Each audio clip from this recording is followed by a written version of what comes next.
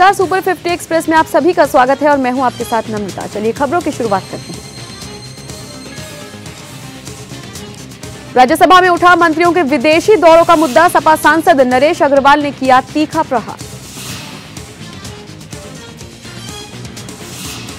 सपा नेता नरेश अग्रवाल का बयान, जब सदन की कार्रवाई चल रही होती है तो ज्यादातर मंत्री विदेश में हैं, हम किसे देश की समस्या बताएं। वहीं राज्यसभा में कांग्रेस का हंगामा, बीजेपी पर लगाया गुजरात विधायकों की खरीद फरोख्त का आरोप। कांग्रेस नेता मधुसूदन मिस्त्री ने लगाया बीजेपी पर आरोप, कहा बीजेपी गुजरात में कांग्रेस के विधायकों को धमका रही है, डरा रही है। गोवा के नवनिर्वाचित राज्यसभा सांसद विनय तेंदुलकर ने ली राज्यसभा सांसद की शपथ। गोवा की एकमात्र राज्यसभा सीट पर काबिज है बीजेपी। लोकसभा में आज शांति से चला प्रश्नकाल, सांसदों ने किए मंत्रियों से तीखे सवाल। विधानसभा परिसर में जय श्री राम का नारा लगाकर सुर्खियों में आने वाले नीतीश सरकार के मंत्री फिरोज अहमद के खिलाफ इमारत शरिया ने किया फतवा जारी। विवाद बढ़ने पर फतवा जारी करने वाले मुफ्ती का बयान, ये इमारत शरिया का फतवा नहीं, उनकी निजी राय है। उधर मंत्री बने खुर्शीद उर्फ फिरोज अहमद ने इस फतवे के जवाब में कहा कि अगर बिहार के विकास और सामाजिक सौहार्द के लिए मुझे जय श्री राम के नारे लगाने पड़े तो मैं कभी भी इससे पीछे नहीं हटूंगा। भारत ने उत्तर कोरिया से संबंध सीमित करने के किए शुरू पहल। पिछले साल के मुकाबले भारत और उत्तर कोरिया के व्यापार में 30% की कमी देखने को मिली। जम्मू कश्मीर में आतंकी फंडिंग के मामले में एनआईए ने 2 जगहों की छापेमारी। एनआईए पिछले कई दिनों से आतंकी फंडिंग के मामले में कई जगह छापेमारी कर चुकी है।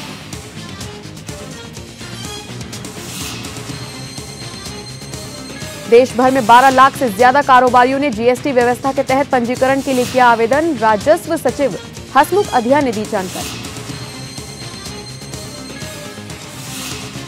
समाजवादी पार्टी को लग सकता है एक और बड़ा झटका। सूत्रों के हवाले से खबर, शिवपाल यादव भी कर रहे हैं एनडीए में जाने की तैयारी। वैज्ञानिकों को मिली सफलता। मंगलयान को भेजे गए हुए 34 महीने बाद भी पूरा डेटा और तस्वीरें उसके द्वारा भेजी जा रही हैं। दक्षिणी कश्मीर के पुलवामा जिले के तहाब गांव में सुरक्षा बलों और आतंकियों के बीच हुई मुठभेड़ में 2 आतंकी ढेर। एक घर में छिपे आतंकियों ने सुरक्षा बलों पर फायरिंग की, जिससे मुठभेड़ शुरू हो गई। इलाके में 2 आतंकियों के छिपे होने की खबर मिली थी। पीएम मोदी ने वीआईपी कल्चर के खिलाफ की बड़ी कार्रवाई। योगी भी राज्य में वीआईपी कल्चर के खिलाफ मोदी के साथ हुए खड़े। मौजूदा फैसले में योगी सरकार ने यूपी में सभी तरह की गाड़ियों पर उत्तर प्रदेश सरकार लिखने पर लगाई रोक। पाकिस्तान क्रिकेट बोर्ड ने भारतीय क्रिकेट कंट्रोल बोर्ड के खिलाफ अंतर्राष्ट्रीय क्रिकेट परिषद में मुकदमा दायर करने की बना रहा है योजना। पीसीबी ने एक कदम, दोनों देशों की क्रिकेट टीमों के बीच द्विपक्षीय सीरीज से जुड़े समझौते ज्ञापन का बीसीसीआई द्वारा सम्मान नहीं करने पर उठाने के बारे में सोचा। ब्रिटेन के 2 सिख सांसदों ने ऑपरेशन ब्लू स्टार में ब्रिटिश सरकार की भूमिका पर स्वतंत्र जांच कराने की मांग की। साल 1984 में भारतीय सेना ने स्वर्ण मंदिर से आतंकवादियों को बाहर निकालने के लिए यह ऑपरेशन चलाया था। कांग्रेस ने राज्यसभा चुनाव से पहले अपने विधायकों को भगवा पार्टी की खरीद फरोख्त की कोशिशों से बचाने के लिए भेजा एक रिसोर्ट में। बीजेपी नेता सुब्रमण्यम स्वामी ने कांग्रेस विधायकों को मवेशी करार दिया, कहा सिर्फ बीजेपी ही उन्हें चारा दे सकती है। पीएम मोदी असम में आई बाढ़ की स्थिति का जायजा लेने के लिए कल राज्य का करेंगे दौरा। असम में बाढ़ से अब तक 79 लोगों की मौत। भ्रष्ट अफसरों के खिलाफ मोदी सरकार जल्द ही कुछ कड़े फैसले ले सकती है। इसके लिए सरकार ने सतर्कता विभाग को डोजियर बनाने के दिए निर्देश। वहीं गुजरात में आई बाढ़ की स्थिति का जायजा और इससे हुए नुकसान का आंकलन करने के लिए 3 केंद्रीय मंत्रियों ने राज्य का दौरा किया। गुजरात में नशे की तस्करी के खिलाफ बड़ी कार्रवाई। कोस्ट गार्ड टीम ने एक विदेशी पोत से हेरोइन के जखीरे को किया बरामद। इनकम टैक्स रिटर्न भरने की आज आखिरी तारीख। आयकर विभाग के मुताबिक तारीख आगे बढ़ाने का कोई इरादा नहीं।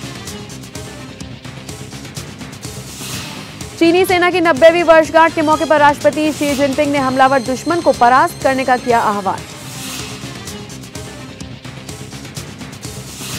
निवर्तमान पाकिस्तानी उच्चायुक्त अब्दुल बासित का बयान। भारत और पाकिस्तान के बीच बातचीत दोनों पड़ोसी देशों के बीच संबंध सुधारने के लिए एक पूर्वापेक्षा और एक आवश्यकता।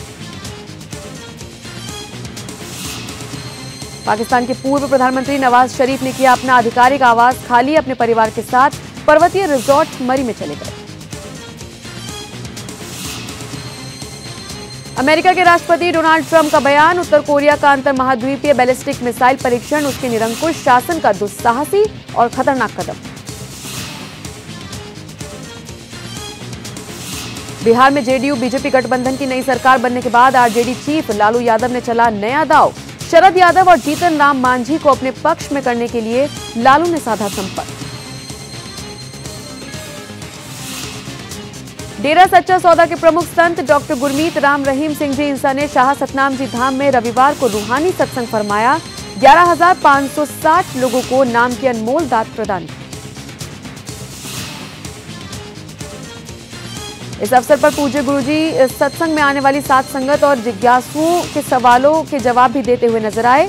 लोगों की भावनाएं शंकाओं से जुड़े उन्होंने सवालों के जवाब दिए। डॉक्टर एमएसजी ने फरमाया कि सत्संग में आए और सुनकर अमल करे तो वाकई गम चिंता परेशानियां दूर हो सकती हैं। संतों के सत्संग में वचन सुनकर अमल करना जरूरी। इस विशाल रूहानी सत्संग में हरियाणा, पंजाब, राजस्थान, यूपी और उत्तराखंड सहित अनेक राज्यों से साध संगत शाह सतनाम जी धाम सिरसा पहुंची और अपने मुर्शिदे कामिल के पावन वचनों का अमृतपान किया। डॉक्टर एमएसजी ने प्रशंसकों को रोर 7 ऐप के माध्यम से एक और बेशकीमती तोहफा दिया। आप जी ने अपने पावन कर कमलों से लैपटॉप पर क्लिक करके ऐप लॉन्च की। इस ऐप के माध्यम से जहां यूजर शिक्षा, चिकित्सा, कानून, व्यापार, कृषि, रोजगार इत्यादि की महत्वपूर्ण जानकारियां पा सकेंगे। पिछले कई महीनों से कॉमेडियन कपिल शर्मा की तबीयत कुछ ठीक नहीं चल रही। प्रोफेशनल लाइफ के साथ साथ पर्सनल लाइफ पर भी पड़ रहा है खासा असर। हेल्थ इश्यूज की वजह से कपिल पहले शाहरुख खान, अनुष्का शर्मा और फिर फिल्म मुबारका की स्टार कास्ट के साथ नहीं कर पाए शूट।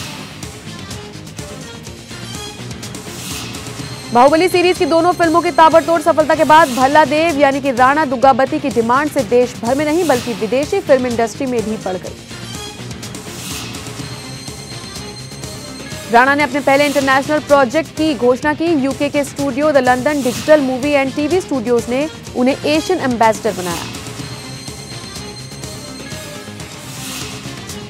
बॉलीवुड अभिनेत्री प्रियंका चोपड़ा अमेरिकी नेटवर्क एबीसी के लिए बनाने जा रही हैं एक कॉमेडी सीरीज। बॉलीवुड की बेहतरीन डांसर माधुरी दीक्षित के जीवन पर होगी आधारित।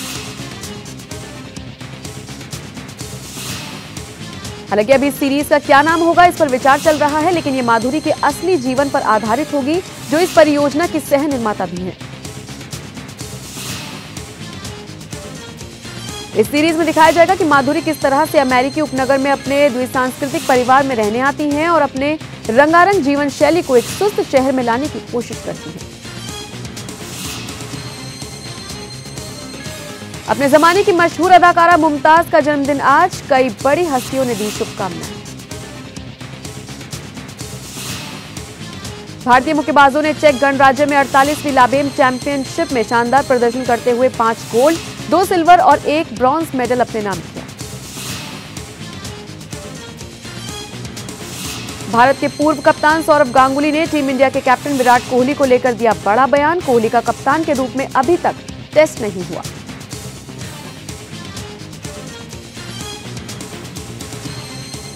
और इसी के साथ मुझे दीजिए इजाजत। नमस्कार।